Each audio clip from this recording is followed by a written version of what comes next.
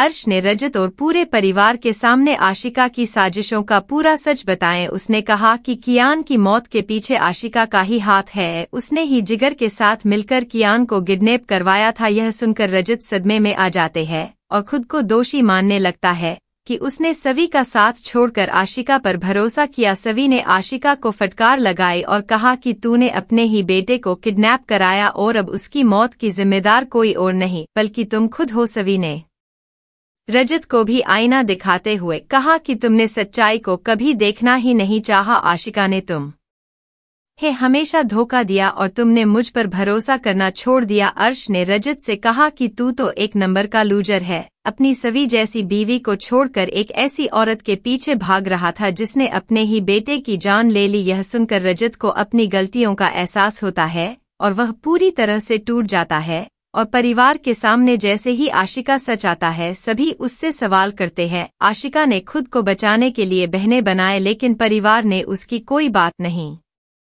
मानी। सभी ने माना कि उन्होंने रजत और सवी को सही तरीके से समझने की कोशिश नहीं किए और आशिका का साथ देकर बहुत बड़ी गलती की। अर्श ने कहा कि वह पूरे परिवार को खत्म कर देगा और इस सच्चाई को कभी बाहर नहीं आने देगा। परिवार को बंधक बनाते हुए अर्श ने रजत और सवी को अपनी जान बचाने की चुनौती दी। सवी ने रजत से कहा कि तुम्हारी एक गलती ने पूरा परिवार तोड़ दिया लेकिन अब मुझे अपनी बेटी और परिवार को बचाना है। रजत ने माफी मांगते हुए कहा कि मैंने तुम्हें और कियान को हमेशा गलत समझा लेकिन अब मैं सब ठीक करने की कोशिश करूंगा। परिवार के सदस्यों ने अपनी गलती मानी कि उन्होंने सवी और रजत के रिश्ते को समझने की कोशिश नहीं।